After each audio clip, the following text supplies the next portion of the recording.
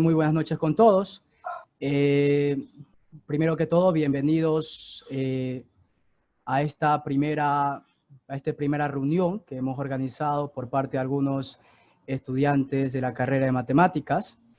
La verdad es que esta es una iniciativa que siempre hemos intentado hacer con el objetivo de que podamos tener ciertos espacios donde podamos hablar sobre cosas de matemáticas con el objetivo de que esto vaya para estudiantes. Entonces, la mayoría que estamos aquí somos estudiantes, sin embargo, también contamos aquí con el honor, se puede decir en mucho sentido, de muchos profesores o algunos profesores de la carrera de matemáticas de SPOL y de algunas otras áreas.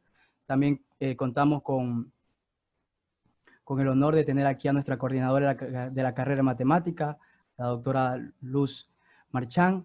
Entonces, le damos la bienvenida a todos los profesores y a todos los estudiantes que han tomado esa parte de su tiempo en este día para poder reunirse y hablar un poco o escuchar un poco a estudiantes de matemáticas, hablar un poco sobre la historia de las matemáticas o sobre cosas que siempre nos han parecido interesantes, pero probablemente por algún motivo o simplemente por pereza no nos hemos acercado a hablar. Entonces yo creo que las matemáticas, como estudiante de la carrera de matemáticas, considero que es una de las herramientas más importantes que todas las personas necesitan saber. Pero más allá de todo es separarse de esa forma de pensamiento de que las matemáticas consisten únicamente en hacer muchas cuentas o en que las matemáticas no son más como una ciencia.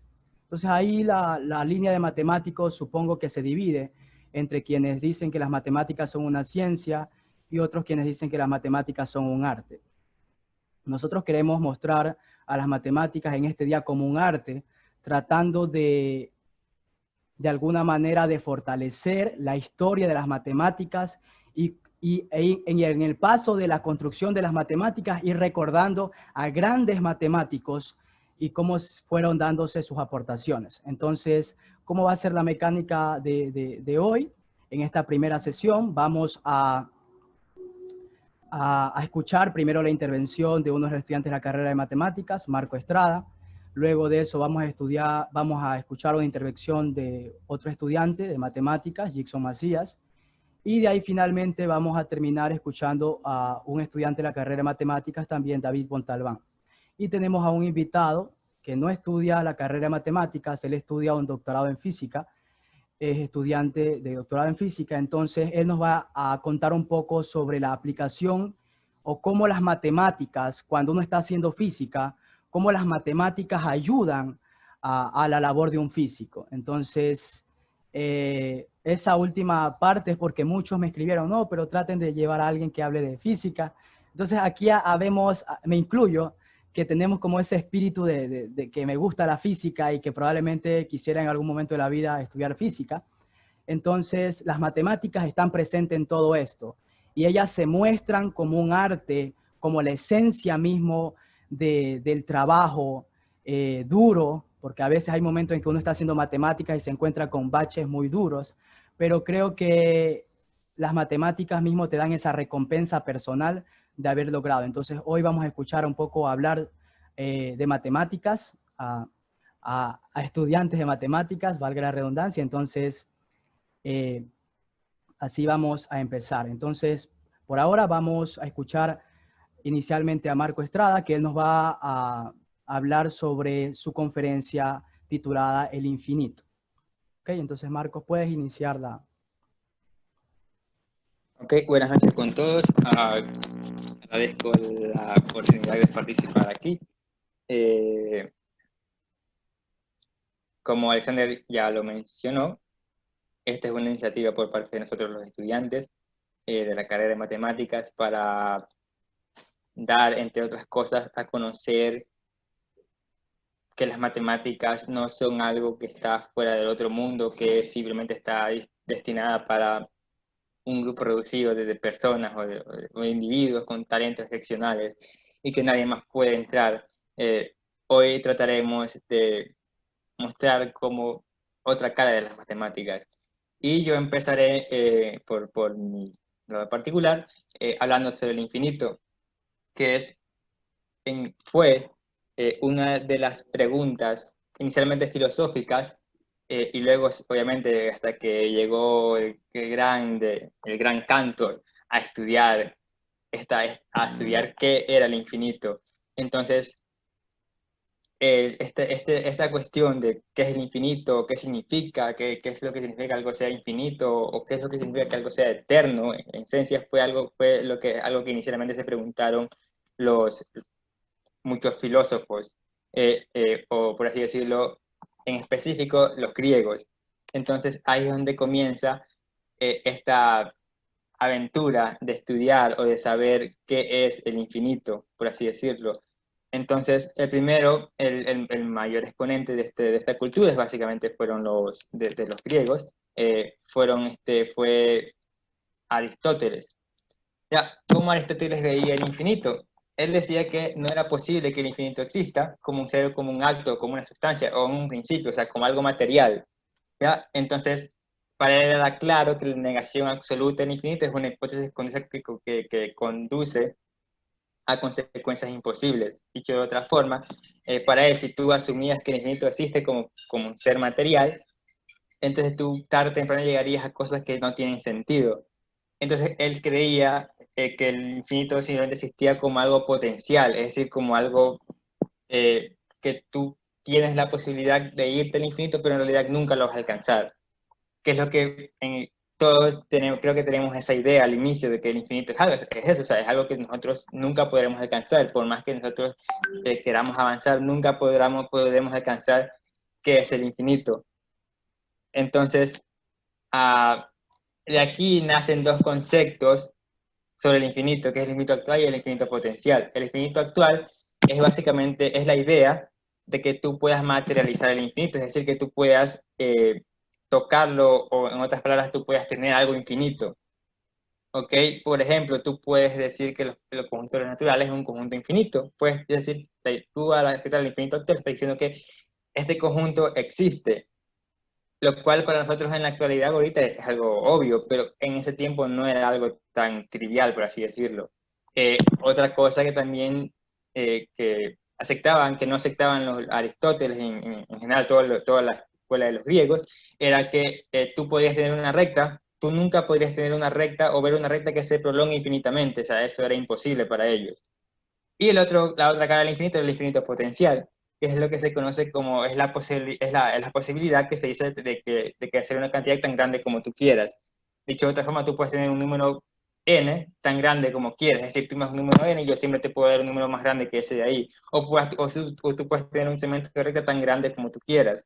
Este concepto de aquí, de infinito potencial, es lo que más actualmente hoy en día, o sea, es con lo que los matemáticos se manejaron durante toda casi la historia, puesto que ellos siempre, nosotros cuando estudiamos análisis, por ejemplo, siempre solemos escuchar a nuestros profesores decir, sea epsilon tan pequeño como tú quieras. Entonces, en ese sentido es cuando tú estás aceptando la idea de que existe el infinito potencial y rechazas la idea del infinito actual. Entonces, otra idea o una contradicción del infinito, de aceptar el infinito actual es, por ejemplo, si tú tienes rectas paralelas, ¿ok? Y tú comienzas trazando un punto que sea perpendicular a ambas rectas. Luego tú te desplazas a un punto, te vas hacia la derecha y te desplazas a un punto hacia acá, el punto D que tenemos, entonces tú vas a tener un ángulo, o sea, entre este segmento de recta tú vas a tener un ángulo. Luego, del punto Q, tú te vas al punto E y vas a tener otro ángulo en este segmento de recta que va a ser, obviamente, más pequeño que el ángulo que está con del punto Q al punto D. Así mismo, cuando tú vayas al punto F, tú vas a tener un ángulo más pequeño y así tú te vas, por así decirlo, entre comillas, hasta el infinito.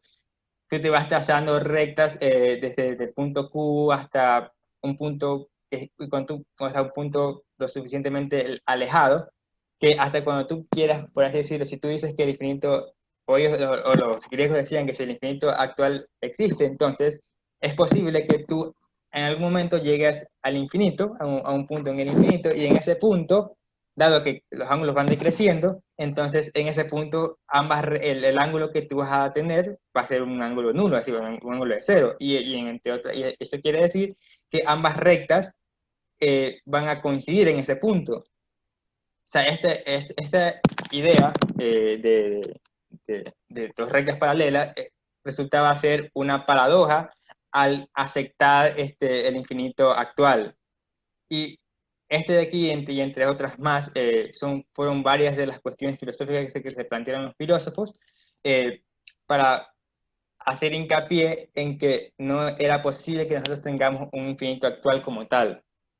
Sin embargo, esta paradoja en particular fue resuelta los años por Kepler en sí, con el nacimiento de la geometría proyectiva. Y es que en realidad ese punto en el infinito no es que ambas rectas se tocan en el infinito, sino que dos rectas paralelas, lo que tienen en común no es ese punto en el infinito, sino solamente es la dirección. Es decir, que el punto que se ve de manera gráfica es en realidad es una mera ilusión. Eso quiere decir, ese punto que parecía estar en común, lo que quiere decir es que ambas rectas comparten una misma dirección en el plano. Lo siguiente que los griegos se plantearon, o con lo que se encontraron, es con los números irracionales, en especial con el raíz de 2, que es el resultado de sacar la hipotenusa de un triángulo rectángulo cuyos catetos miden 1. O sea, ambos catetos miden 1. Entonces, cuando tú usas el teorema de Pitágoras y sacas la hipotenusa, te va a quedar que esa es raíz de 2.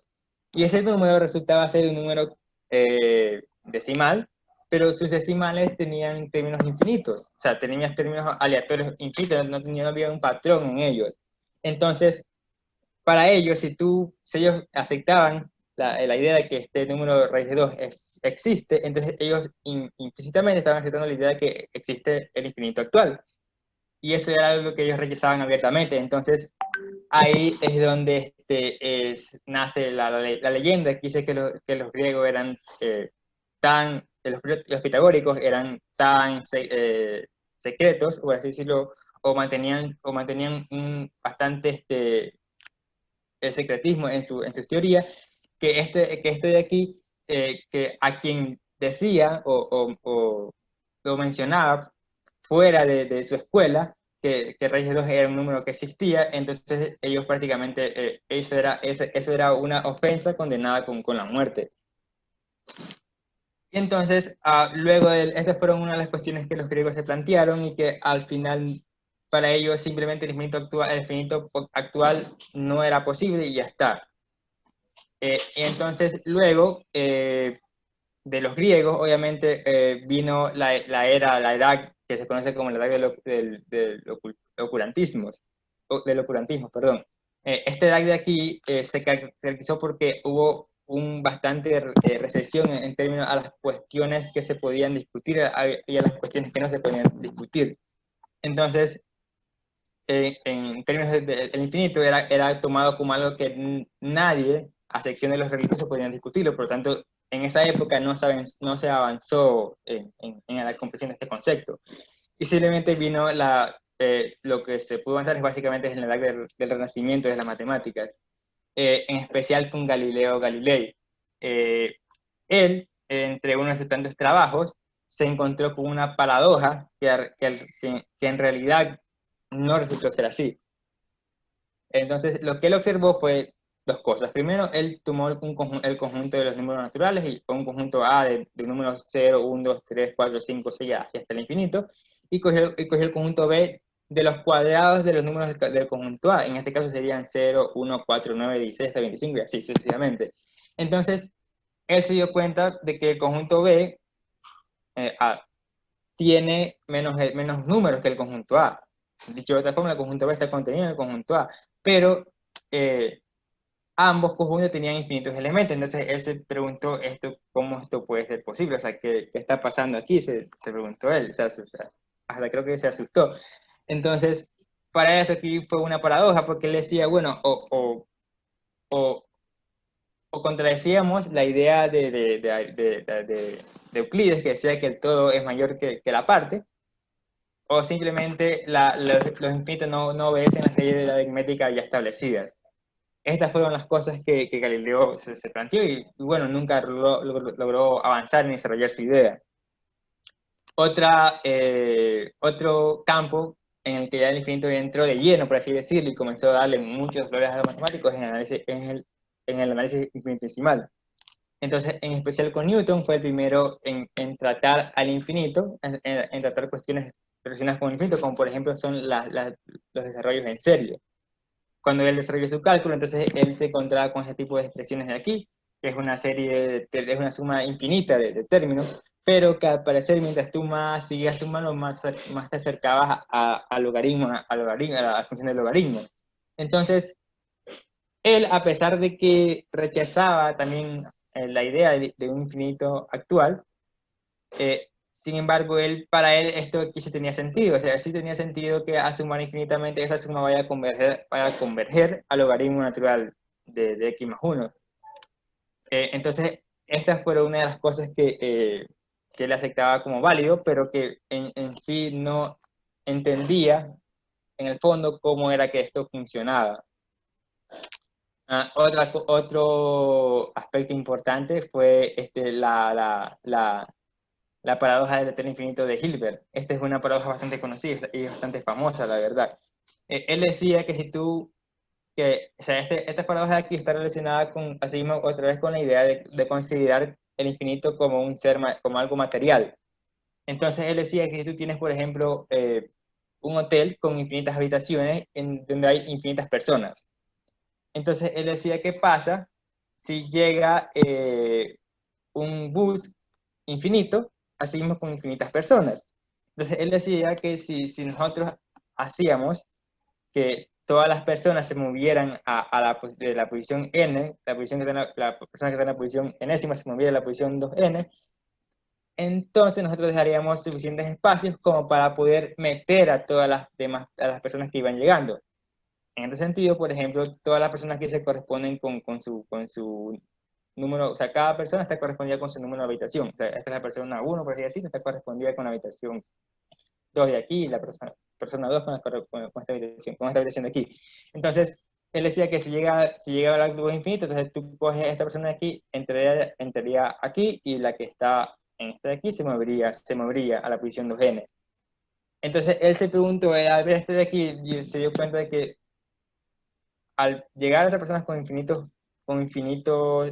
al llegar a infinitas personas, él dio que habían, por así decirlo, tendrías un hotel que, aunque al parecer habían más personas, sigue siendo un número infinito. Entonces, para él esto representaba una paradoja, es decir, porque ¿cómo era posible que infinito sería siendo igual a 2 veces el infinito? O sea, no se entendía este concepto. Otro de los conceptos que se estudió fue, por ejemplo, en el término del estudio de las sucesiones. Habían sucesiones como la que tenemos en pantalla, que eran de términos racionales que convergían a números irracionales. Entonces, no se entendía por cómo esto era posible. De hecho, la idea en esta época de los números irracionales ni siquiera estaba ampliamente aceptada, de hecho ni siquiera se consideraba a los números irracionales como números en sí.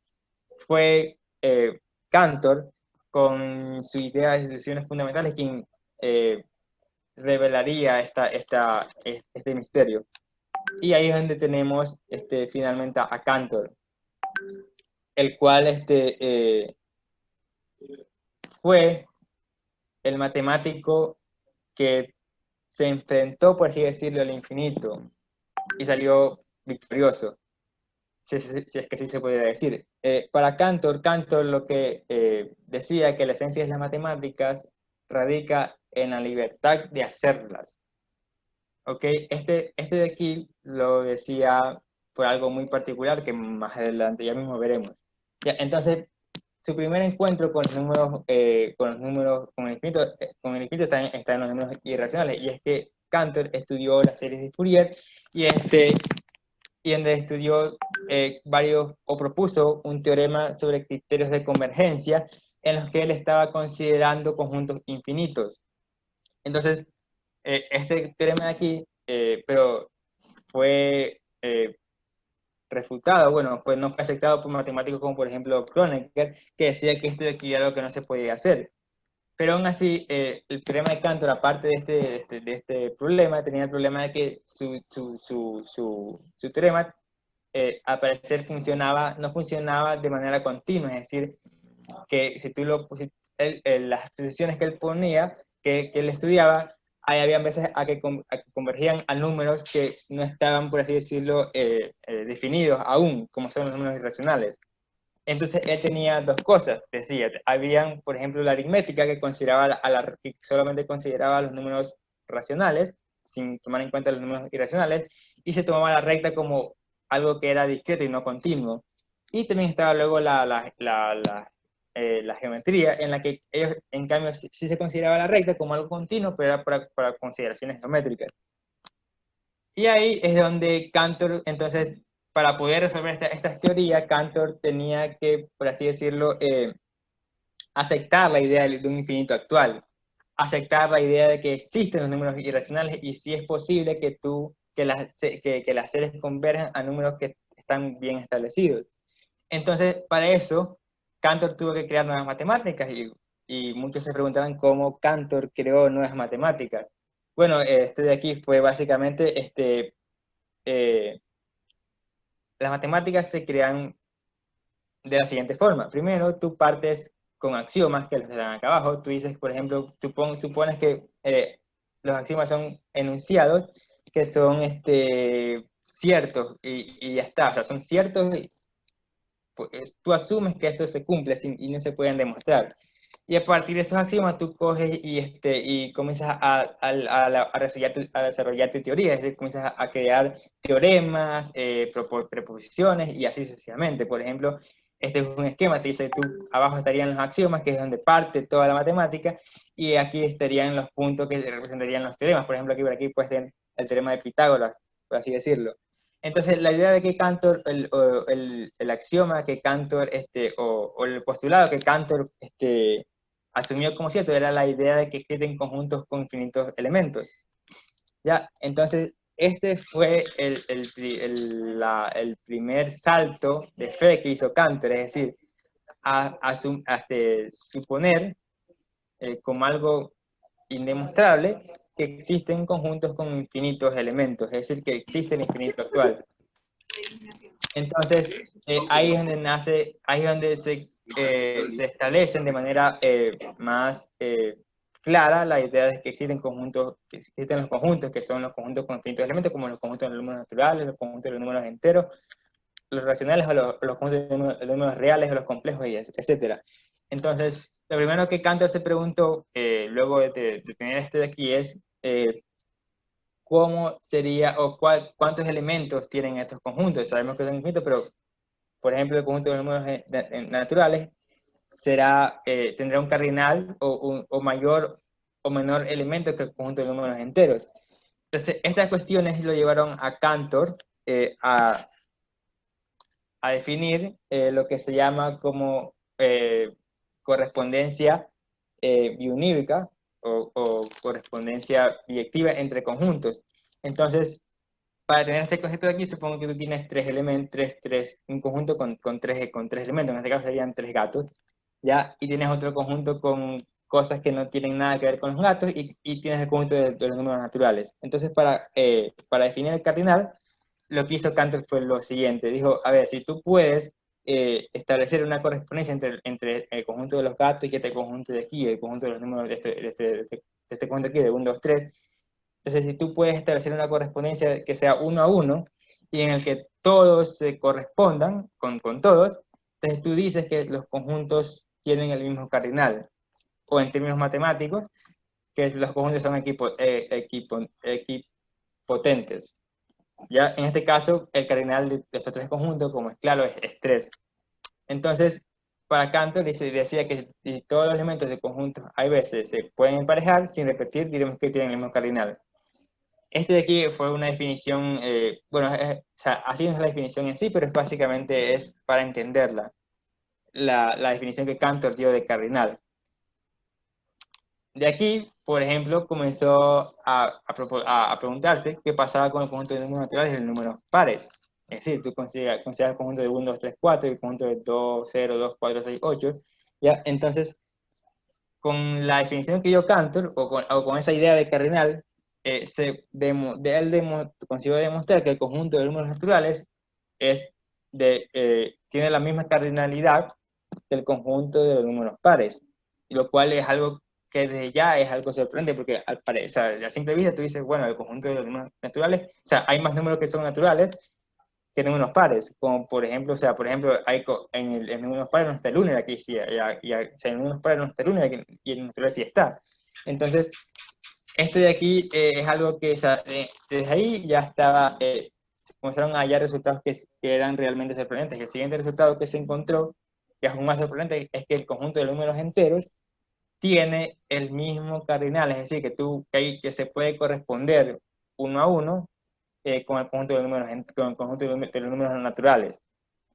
Entonces aquí tú tienes, por así decirlo, esto que quiere decir que el conjunto de los números enteros tiene el mismo cardinal que el conjunto de los números naturales. O en otros términos que tienen la misma cantidad de elementos. Además, y para más sorpresa de Cantor, fue que el conjunto de los números naturales tiene el mismo cardinal que el conjunto de los números racionales. ¿Ok? Este de aquí fue un resultado que ni siquiera él mismo se lo creía, es decir, cuando él demostró esto de aquí, ni él mismo se creía que esto era posible, pero bueno, eran sus matemáticas y ya pues no, o sea, no puede ir en contra de lo que él mismo ha creado, por así decirlo. Luego, o sea, para resumirse, pues lo que Cantor logró conseguir, entre muchas otras cosas, que el conjunto de números naturales, el conjunto de números enteros y el conjunto de los números racionales tienen el mismo cardinal. Y ese cardinal lo denotó como este símbolo de aquí, que se llama Alex sub 0. Ahora, la siguiente pregunta que se hizo, o sea, lo siguiente que se hizo Cantor es, por ejemplo, si tú consideras un segmento de recto del 0, 1, ¿ya? Los puntos que hay en este segmento recto, la cantidad de puntos que hay en ese segmento de recta, será igual al conjunto de todos los números racionales. Bueno, y la respuesta fue afirmativa, es cierta. Básicamente, si tú, la función que hace, que hace esa correspondencia es la que tenemos aquí en pantalla, que se ve.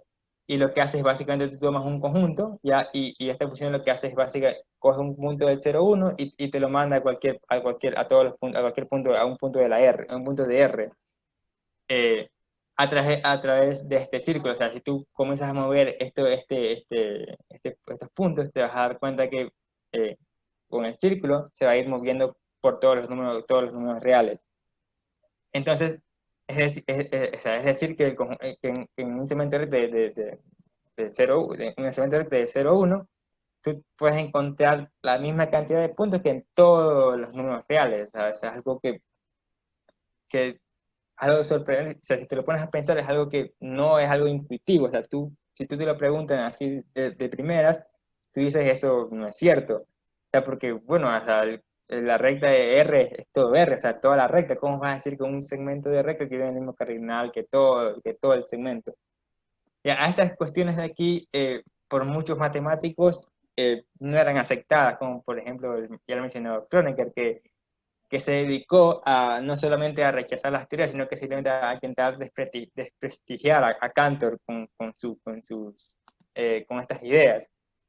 Y usó su prestigio para básicamente hacerle bullying, se podría decir, es decir, para hacer que toda la comunidad matemática lo ignorara. La siguiente pregunta que se hizo Cantor es si el conjunto de los números naturales, como es lógico, tendrá el mismo cardinal del conjunto de los números reales. O sea, entre otras cosas, si hablamos de en términos matemáticos, esto de aquí es lo mismo que preguntarse si los números reales son numerables, es decir, si se pueden numerar de uno en uno. La respuesta es no, obviamente. De hecho, el cardinal de los conjuntos de los números reales es mayor que el cardinal de los conjuntos de los números naturales.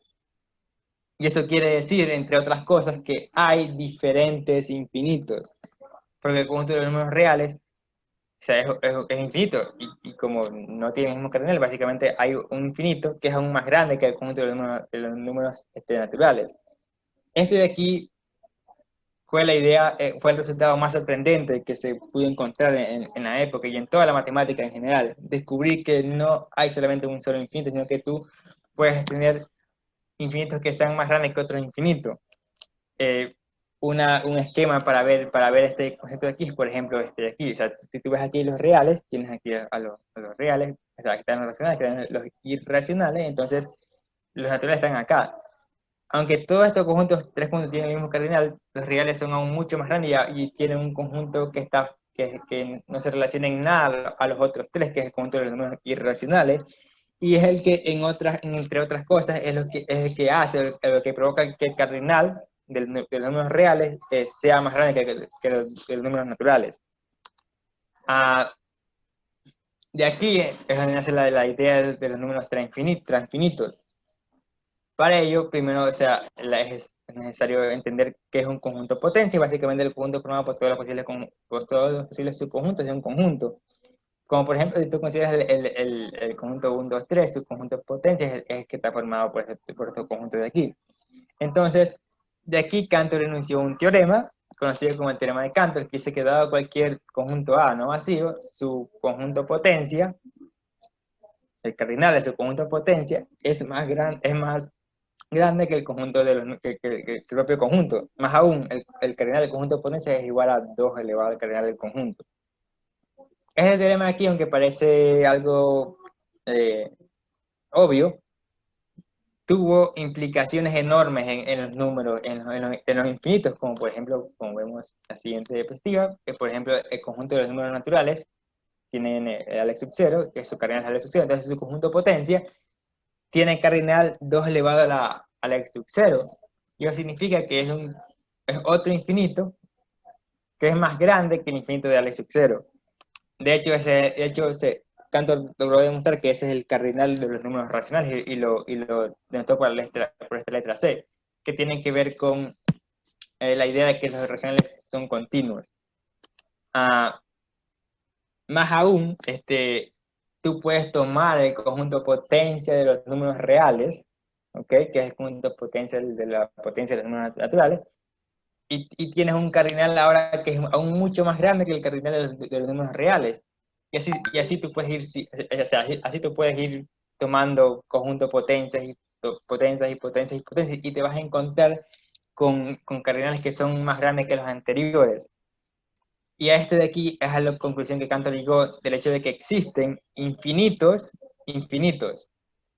Entonces, este de aquí es un resultado que realmente es sorprendente porque borra totalmente toda la idea que tenían los griegos del infinito. O sea, ellos creían que solamente existía un infinito, o sea, pero en realidad con Cantor nos damos cuenta que hay infinitos, y de hecho hay conjuntos que son tan monstruosamente grandes, que son muchísimo más grandes que estos conjuntos de aquí, que son que son los conocidos como cardinales grandes. O sea, esos conjuntos son tan inmensos que estos conjuntos aquí, como se ven 2 elevado a la 2 elevado a la c, o sea, son conjuntos que literalmente parecen enanos comparados con los conjuntos llamados cardinales grandes. Pero esa es otra teoría que no se abarca, que no se menciona nada, porque o sea, ahí es difícil entender ese tipo de infinitos. Pero bueno, si alguien quiere, adelante. Luego, otra pregunta que se hizo Cantor fue si existirá algún infinito entre los números naturales y los números reales. Sabemos que estos cardinales son distintos, obviamente. Entonces, ese pregunta es si habrá uno en medio, si habrá un conjunto que tenga un cardinal que sea menor a los reales, pero que sea mayor a los números naturales. A esto de aquí es lo que se conoce como la hipótesis del continuo. Y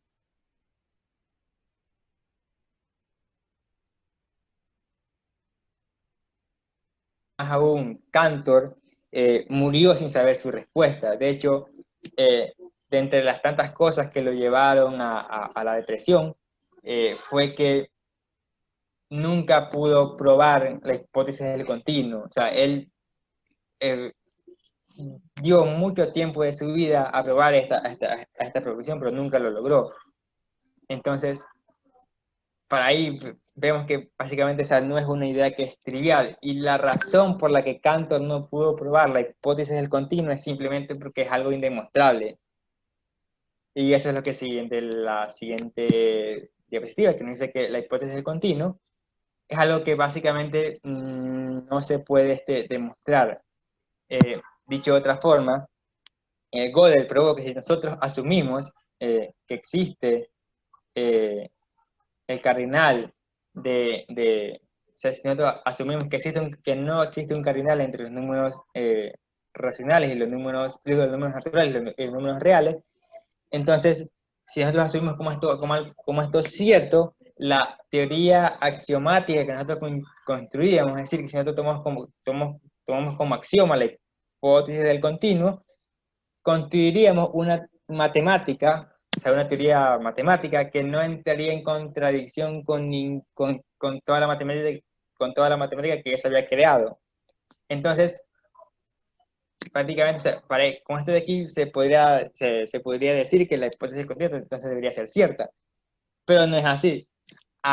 Porque luego, en 1963, Paul Cohen probó que negar la hipótesis del continuo tampoco produce ninguna contradicción con la matemática. Es decir, que si tú dices que existe un conjunto infinito que entre los racionales y los números reales, o sea, no entra en contradicción con toda la matemática creada. Dicho de otra forma, negar la hipótesis del continuo o afirmar su validez no afecta en nada a toda la matemática que se había, o sea, no afecte, no entra en contradicción con la matemática que ya creada. Simplemente tú, al aceptar o negar la hipótesis del continuo, tú, por así decirlo, crearías nuevas teorías matemáticas y nada más.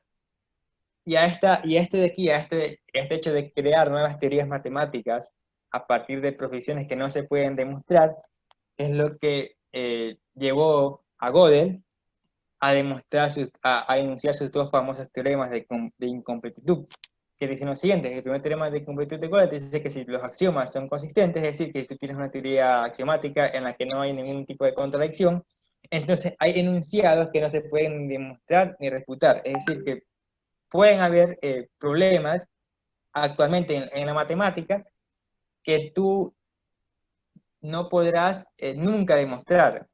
Y lo peor, lo que es peor aún, por así decirlo, es el segundo teorema de incompletud, que dice que no se puede demostrar que un sistema axiomático es consistente a partir de estos mismos axiomas. Es decir, que tú puedes entender en tu teoría axiomática, o podría decir, o haciendo temas de especulación, puede ser el caso en que toda la matemática hasta ahora creada hayan inconsistencias, pero dado que tú no hay forma que tú puedas demostrar ni refutar, dado que hay enunciados que no se pueden demostrar ni refutar, entonces es posible que, aunque hayan inconsistencias en la teoría que hoy se haya creado, que tenemos creada ahora, entonces tú nunca podrás, por así decirlo, averiguarlo, es decir, nunca sabremos si que en realidad haya o no. O sea, puede que las encontremos, pero nunca lograremos demostrar que el sistema no es consistente. Es decir, o sea, en resumen, por así decirlo, puede ser que toda la matemática que esté hoy en día esté mal, pero, o sea, y aún así nosotros nunca lo sabremos usando a partir de este teorema. Y listo, esa sería mi intervención. Gracias por la atención. Ok, hemos escuchado una súper completa introducción y creo que desenlace de la teoría eh, del infinito. Marcos creo que nos ha dado un recorrido por toda esa teoría y nos ha dado a conocer bueno, que muchos matemáticos han comenzado a trabajar y como ustedes mismos han escuchado, algunos al inicio se mostraron un poco escépticos, algunos de los matemáticos no lo querían aceptar, pero conforme fue avanzando el tiempo, eh, ya prácticamente se ha hecho parte de nosotros ese concepto. Y algunas cosas son bastante contraintuitivas o algunas cosas son bastante difíciles se puede decir, de capturar toda la idea, toda la esencia. Imagínense, por ejemplo, hablar del cardinal de los naturales o de los reales. Entonces, estamos hablando de que hay muchos elementos metidos allá adentro, pero muchos ya se queda corto. Entonces, uno en matemáticas, o lo que haces en matemáticas es crear, para evitar ambigüedades, se crea terminaciones, definiciones que permita de alguna manera quitar toda posible ambigüedad del lenguaje.